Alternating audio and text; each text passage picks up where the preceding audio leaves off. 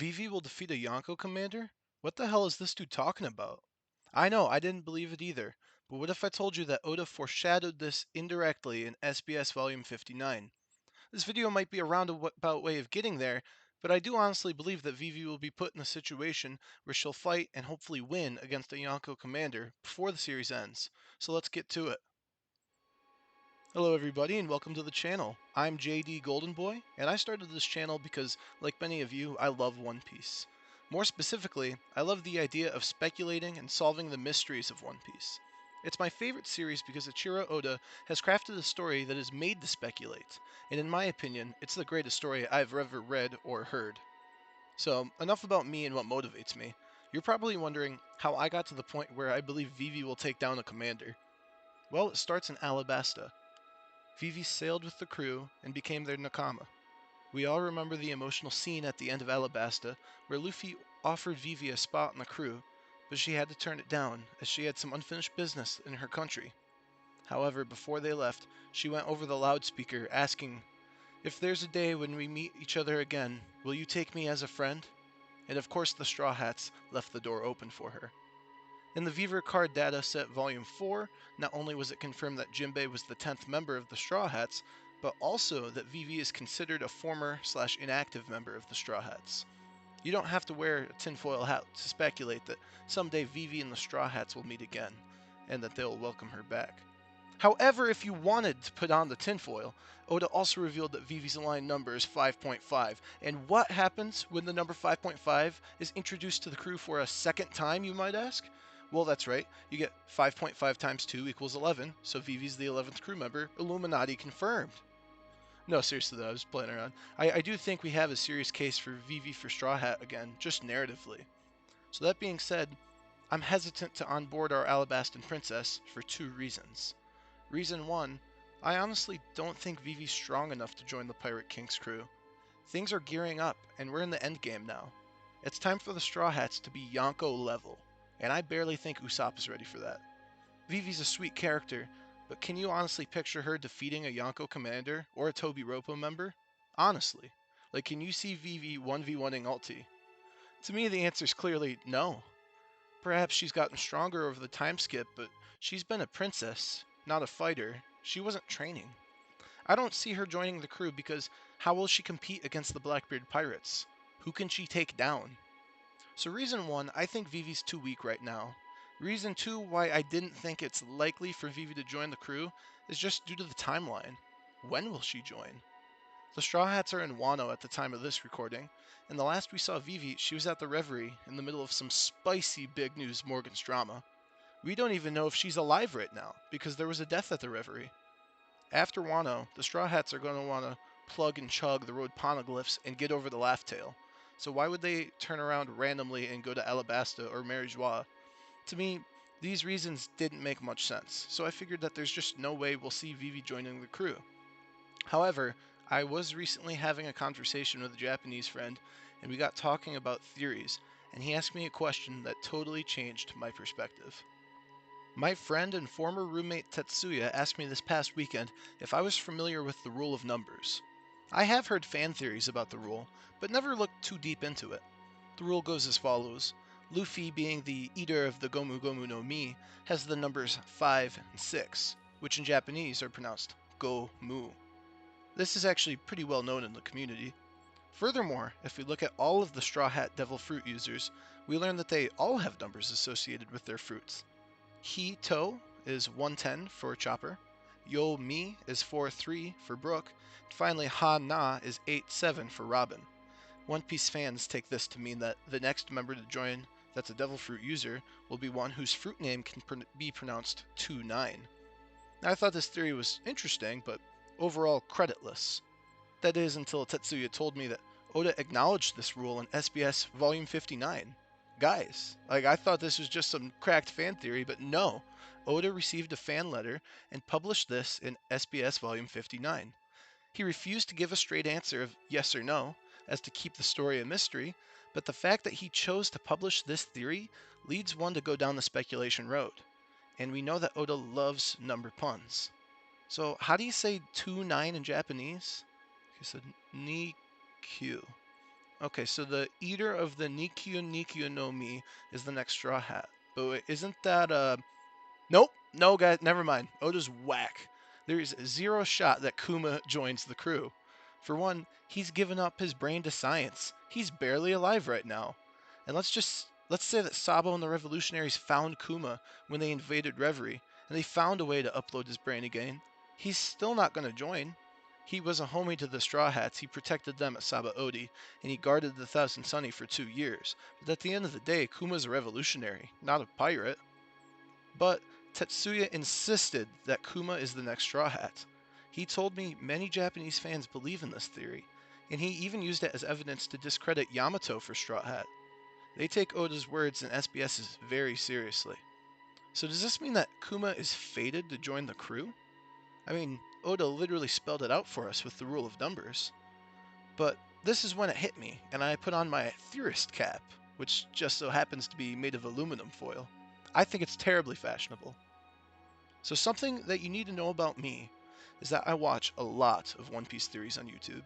I love watching the big names in our community, and I have a lot of respect for them. And a common reverie theory that floats around the community, I think I heard it from Brago, from BDA Law, is that the death at Reverie was Kuma by the hands of Sabo. The reactions of the revolutionaries fit. Some people say Sabo was killed, but that just doesn't really match their reactions. However, a headline that says, Revolutionary Sabo kills warlord Bartholomew Kuma, that would honestly garner reactions like, I refuse to believe this, or Sabo, this has to be a lie, right? So before we go too deep, let me just address a counter-argument. While Sabo mercy killing a teammate may seem far-fetched, the theory still works, even if Sabo isn't the man to kill Kuma. As long as we think it's plausible for Kuma to die during the fiasco at the Reverie, then this theory still follows, and I think that's very reasonable. You see how the celestial dragons treat their slaves, with a blatant disregard of life. Kuma's death is certainly a realistic outcome of the Reverie arc. So for the sake of this theory, I'm going to ask you to step into my mind. And let's assume that it is the case that Sabo killed Kuma. And I think there's a real possibility that this happened, too. He saw his brother in arms, Kuma, boiled down to a mindless robot with no hope of return. Rather than let a fellow revolutionary serve the rest of his life as a slave to the very corrupt people that they aim to overthrow, Sabo freed Kuma, dignifying him in death, releasing him from the turmoil of being a celestial dragon slave. We hate the celestial dragons, and we're just the readers. Imagine how horrible this is for Kuma. He despises a corrupt government, to the point where he went rogue. He became a criminal as a revolutionary. And there's a sinister irony to see a revolutionary become the slave to the very people that he seeks to dethrone. So yeah, I do think Sabo put Kuma out of his misery as an act of mercy. So if we stop to think about this, while it is sad, what does this mean for the story? Well, it means many things, but one of them is that the Nikyu no Mi was reincarnated to the nearest fruit on Mary Joie. And who do we know on Mary Joie that could be available to eat this fruit? Vivi. Now, before anyone gets too crazy trying to make cat girl Vivi a thing, think about this scenario. Sabo kills Kuma, and out of respect, grabs the devil fruit before he has to escape or get captured. Many One Piece YouTubers are speculating that Sabo and Vivi are together, either hiding or imprisoned, and so there are chances for Sabo to give Vivi the fruit. She also may have just found it herself, and she grabbed it because she didn't want a devil fruit going into the wrong hands. Regardless, it's possible that Vivi ends up with this fruit. And you may be thinking, yeah, this is a long shot, and that's fair. If Oda made the series too predictable, it wouldn't be fun to speculate, though. I never thought much of Vivi joining up with the crew again, until I realized that Oda mentioned it, the rule of numbers, in an SBS article, and he ruled Vivi as an inactive member in the Viver Card databook.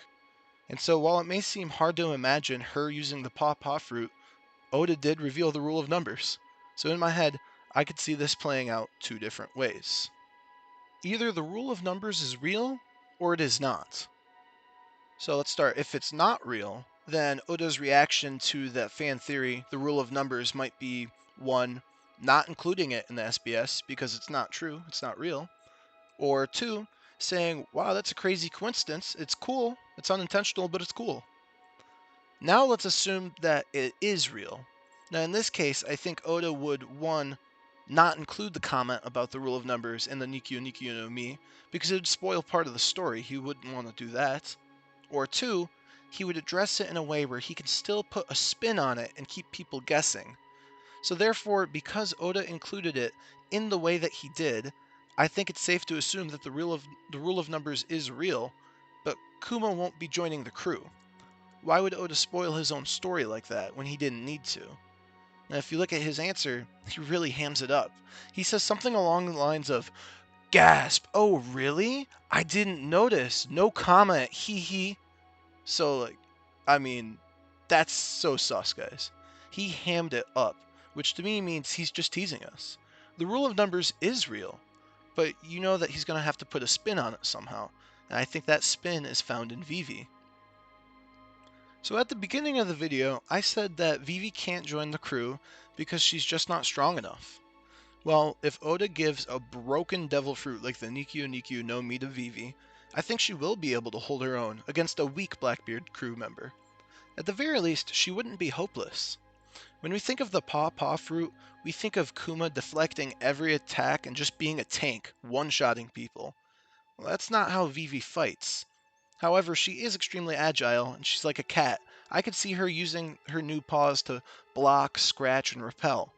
So, while she would be strong enough to join the crew, that still doesn't eliminate my second disqualifying reason, of location. Well, if Sabo and Vivi are captured, do you think the Straw Hats are just going to sit idly? No. They're going to go rescue them. And if you read chapter 1028, you know that there might be another reason for the Straw Hats to go to Mary Joie after Wano. So anime only watchers, skip forward like literally 30 seconds so I don't spoil you with my next sentence. Okay? So in 1028, it's revealed that CP0, who reside in Mary Joie, are targeting Nico Robin, and they want to capture her after Kaido is defeated. So no one's going to be able to stand up to them after this big raid on Onigashima. So I do think the Straw Hats are going to have to go save Robin from Mary Joie. Okay, we're done with the spoilers, and also we're done with the theory. So to recap, let's go over what we know and what I think based off of what we know. So we know that Vivi is too weak and too far away to join the crew right now. And we know that in Viver Card Data Book, Oda called Vivi an inactive member. We know that the rule of numbers from SBS 59 predicts that the next Straw Hat Devil Fruit user will be the owner of the Nikyu Nikyu no Mi. So now, what do I think? Well, I think Sabo Mercy killed Kuma, or at the very least, Kuma died. I think that Vivi is going to eat Kuma's fruit now that it's free again. I think the Straw Hats will go to Mary Joie for multiple reasons right after Wano. So as a member of the Straw Hats once again, Vivi will sail with her friends and go down in history as one of the commanders of the Pirate King, defeating all others that dare challenge her Nakama, including the Blackbeard Pirates.